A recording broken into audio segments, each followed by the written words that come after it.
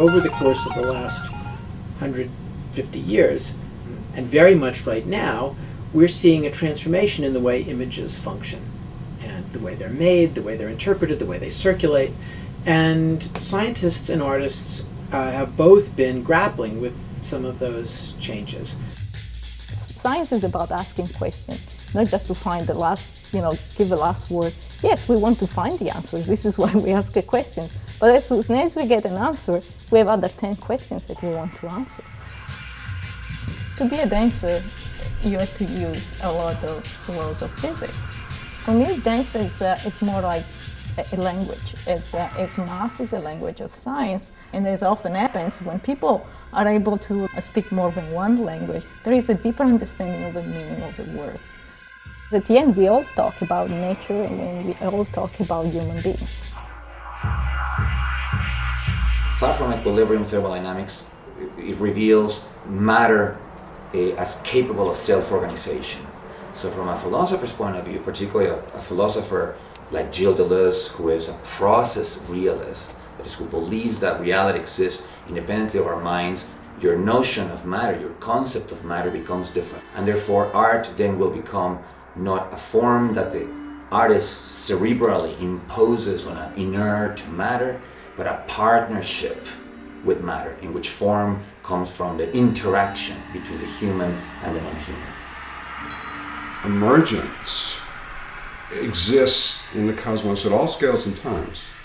Atoms interact, and there's an emergent phenomenon called molecules, and molecules interact, and there's an emergent phenomenon. Right on up through our level in this seamlessly interconnected whole, where we have the emergent phenomenon of human consciousness. The intelligence of the body is by nature a grosser intelligence, but you can take that level of vibration and you can refine it to the point that it's comparable to the level of vibration of the mind, which, as we all know, is very fleet and, like quicksilver, will get away from you.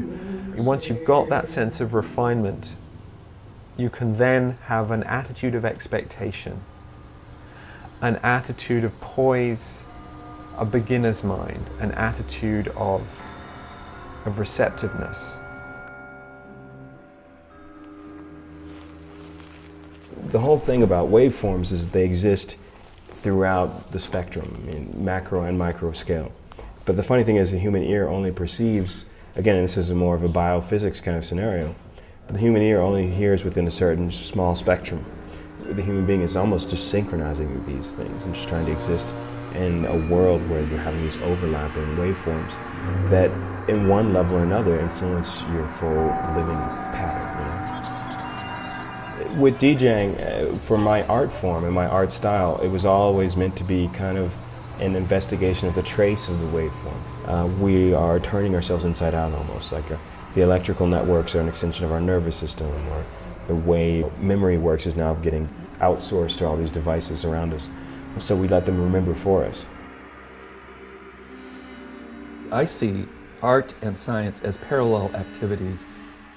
I am very amazed by how creative and how intuitive scientists, for the most part, really are, and how analytical artists really are.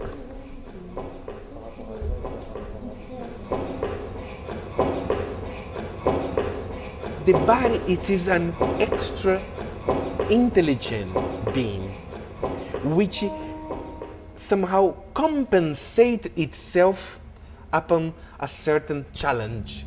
I started to look for different artists which somehow are very honestly vulnerable, very honestly surging, using like their own existence as material.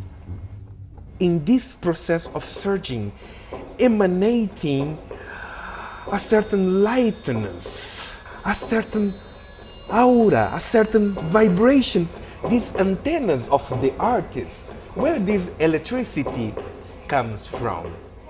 I'm very curious about that.